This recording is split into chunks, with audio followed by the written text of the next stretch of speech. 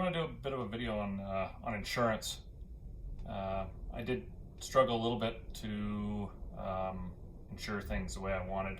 So originally, of course, I bought the van as an empty cargo van, and the van is registered and labeled in your registration as cargo van. So when you go to insure it, of course, they look at it as a cargo van and they bring up the price. Let's just call it $50,000. So you insure your cargo van for $50,000, and that's the value. But in some cases, you're going to put $20,000, $30,000 into your cargo van, and you'd like to get the money out of it if for some reason it gets totaled, it gets stolen, it rolls over, whatever it is. It would be nice to get your value out of it. So where I struggled a little bit was the fact that I was not quite finished my conversion. So when I went to my insurance company, I said, well, I am building a van.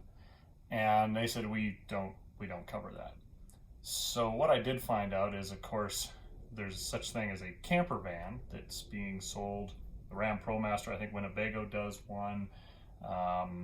There's a Rebel. It's also a Dodge ProMaster, of course.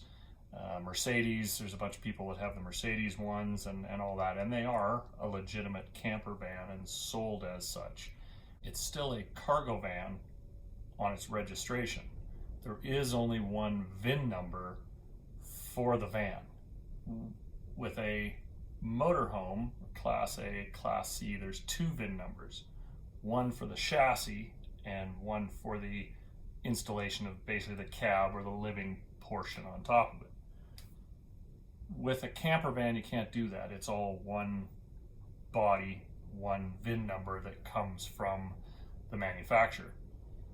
So that's something you kind of need to get through the insurance company is, no, this doesn't have another VIN because it's a camper van. It's not technically a motorhome.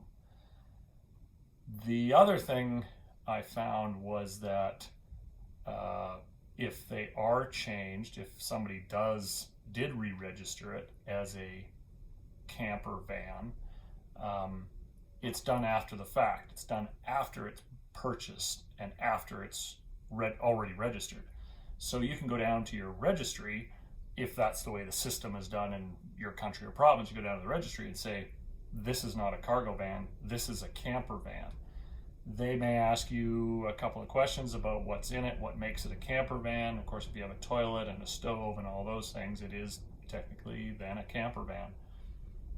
Back to the insurance side of that, they're more interested in the dollar value. There is no such thing as a certification or a certified motorhome or camper van. They are just camper vans. You don't need a permit for plumbing, you don't need a permit for electrical, you don't need a permit for propane, you don't need a permit for any of those things. Check with your state. In Canada, there's no way to get a certification because there is no certification. In some of my research, I did find that some of the states ask them, but it all has to do with a Class A or Class B motorhome. It does not have to do with a camper van. So that seems to me to be the biggest thing, is to get through the insurance company that this is a camper van. It's complete. It has certain items in it, and they seem quite happy to say, well, what's the dollar value? You may have to turn in receipts, so it's a good thing to have them. I wasn't able to get any of my labor out of it, but as far as the dollar value for the receipts and the major components through the solar, the toilet, the material, the sink, the pumps, the water, all of that stuff, I was able to insure it, and I was able to insure it for the full dollar value that I put into it minus my labor.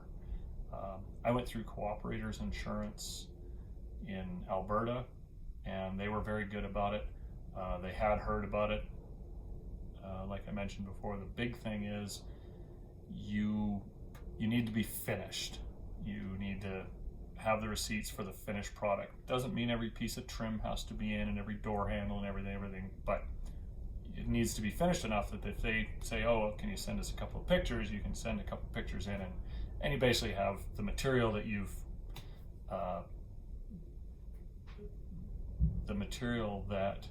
you are trying to insure it for is already installed in the van.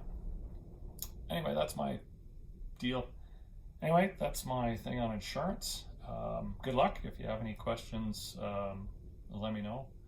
If you like the video, let me know. And if you like the video, it's great. Make a comment.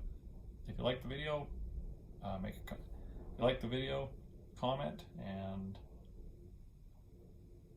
so that's my take on insurance and registration. So mine is still registered as a cargo van, but it's insured for the full dollar value. I am going to actually go and try and re-register it as a camper van. So mine is still registered as a cargo van, but it's insured for the full dollar value that I have into it. I am going to go and try and re-register it as a camper van, and I'll let you know either in the comments or a follow-up video to let you know how that works out. Well, if you like the video, let me know, and subscribe to the channel, and there's quite a few videos on how to put your camper together. And if you like the video, I hope that helped out a little bit on the insurance and registration side of things. Let me know if you got any other questions, and subscribe to the channel. There's lots of other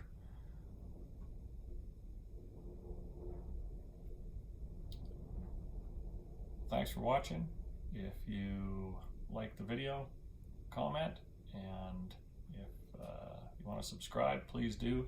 There's lots of other helpful tidbits on the channel. Thank you.